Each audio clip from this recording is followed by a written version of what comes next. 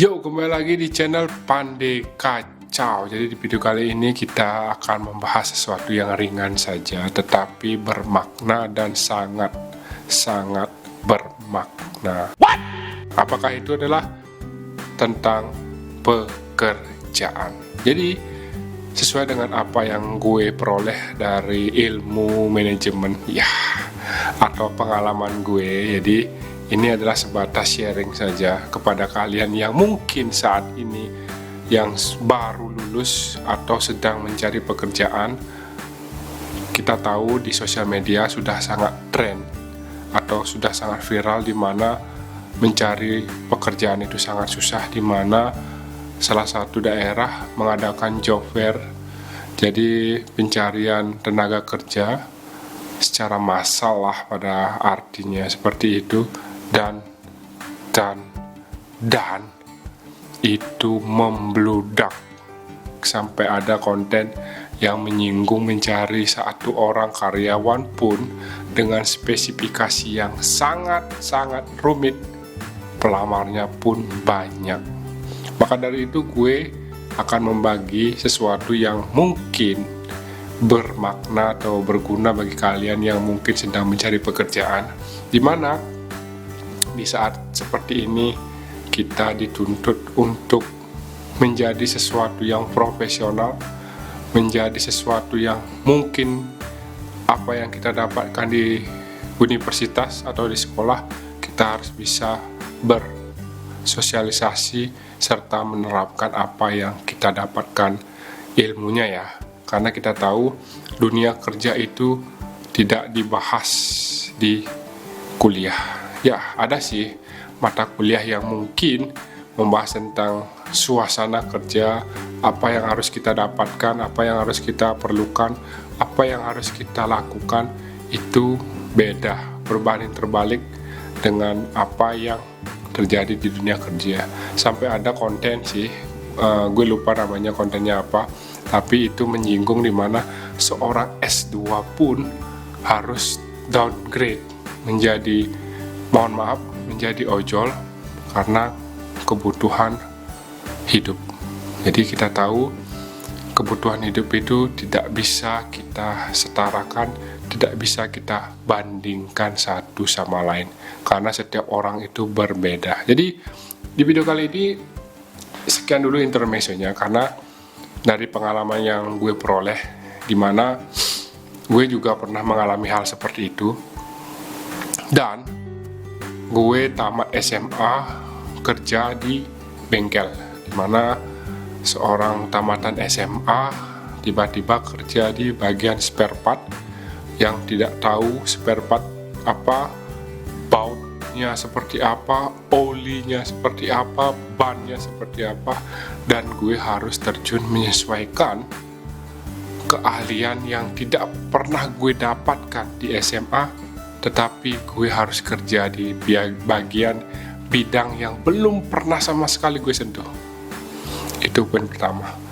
Dan gue harus beradaptasi, tahu lingkungan, jadi sedikit demi sedikit secara perlahan selama 5 bulan gue sudah menguasai semua spare part. Jadi dari itu gue belajar, dimana gue juga didikan orang pasar, dimana harus bekerja membantu nenek kerja atau berjualan, walaupun cuma sebagai penata barang ataupun pembawa barang dagangan yang sudah dibeli, mengantarkan ke tempat mobil atau ke mobil lah, atau ke ojek lah, kayak dulu zaman dahulu seperti itu. Jadi basicnya tuh gue sudah ada, sudah pernah berjualan. Jadi kita harus sangat beradaptasi dengan lingkungan.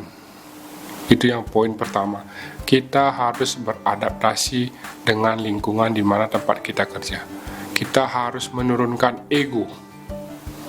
Oke, menurunkan ego bener-bener.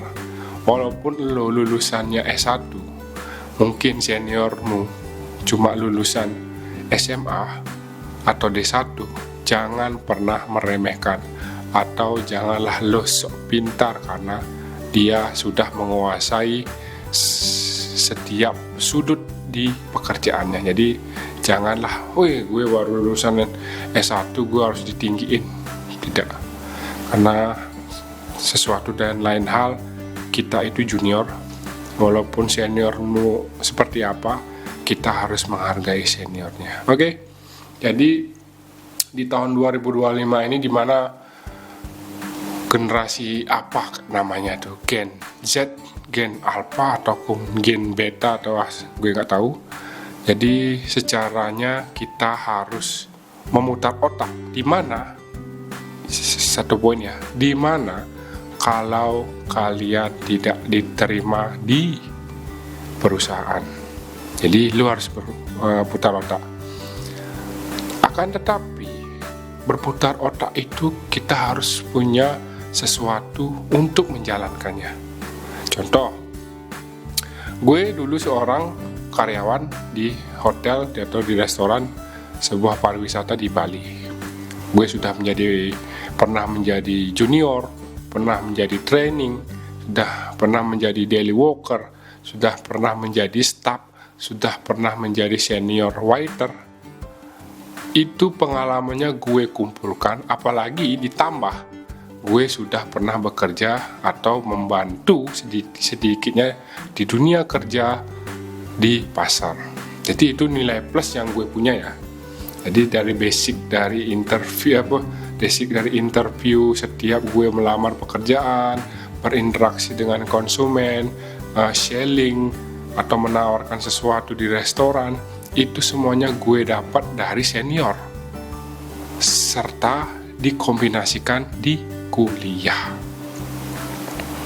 Itu harus poin pertama. Walaupun lo lulusan terbaik di kampus, kalau udah terjun di dunia kerja, hilangkan semua egonya. Jadi mulailah dari nol lagi, dimana apa yang lo dapatkan di kampus kita combine di dunia kerja, di tempat kita training atau di tempat kita sudah bekerja. Karena di suatu restoran atau tempat yang lain, contohnya gue lah pakai restoran, itu berbeda men.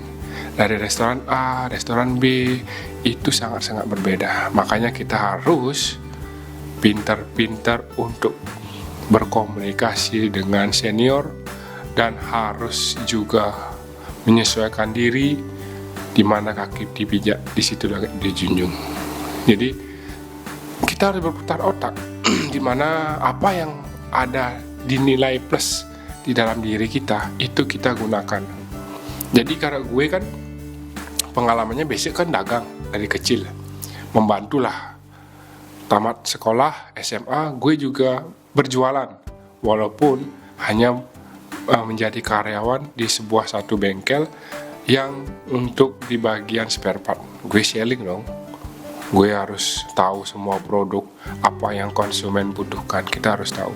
Dan ditambah juga gue kuliah, dan dikombin dengan apa yang gue dapat di dunia kerja, dan akhirnya gue sekarang menjadi pedagang, ya tanda kutip pengusaha lah seperti itu, dimana dari sekian rentetan kita nggak tahu loh rentetannya selanjutnya kita harus menjadi apa, kita apakah terus menjadi pegawai ataupun hanya sebatas itu aja. Karena kita dengar aja sih dengan motivator gitu, jangan hanya langsung menerima semua apa yang dia bicarakan, karena setiap orang punya jalannya masing-masing, setiap orang punya sesuatu yang berbeda yang tidak bisa disamakan. Ngerti? Karena nasib itu kita tidak tahu. Sekarang kita kaya, sekarang kita populer, nanti kita jatuh lagi, miskin lagi, dan apapun bisa terjadi. Maka dari itu, kita sekarang di tahun 2025 ini harus menjadi sesuatu yang berbeda dan mempunyai nilai plus, di mana kita berjualan, pedagang, kita juga harus tahu kemampuan kita. Kita harus tahu juga basic kita apa. Dan juga seperti melamar pekerjaan, kita tamatannya apa, mencari lowongan di mana. Kita harus juga menyesuaikan apa yang kita miliki, dan yang tahu itu hanya diri kita sendiri. Oke, paham kan apa yang gue maksud? Karena secara marketing atau sosial media, mereka yang menawarkan yang dalam tanda kutip ingin cepat kaya, ingin cepat, menurut gue itu nggak bisa.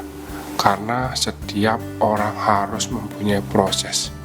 Tidak semua orang bisa cepat kaya, kecuali orang tuanya sudah turun-temurun itu sudah kaya, itu beda lagi ceritanya. Karena di mana saat lo mulai merintis yang lo tabung dari hasil kerja untuk menjadi sesuatu yang baru, dalam tanda kutip, dari karyawan menjadi owner, walaupun ownernya cuma warung kecil, itu beda dengan apa yang orang lain punya dari kecil sudah mapan. Itu sangat berbeda. Karena di saat lo yang merintis dari nol, bangkrut atau all out dengan hal yang baru, jatuh, lo akan tidak bisa mengembalikan atau mungkin akan terpuruk. Dan beda arti kalau lo yang sudah punya orang tua, mohon maaf, orang tua yang sudah mapan, punya pondasi yang kuat. Kalau lo punya tabungan dan all out untuk semuanya, lo gak perlu khawatir, dan lo akan bisa mengulangnya lagi karena ada backup dari belakang.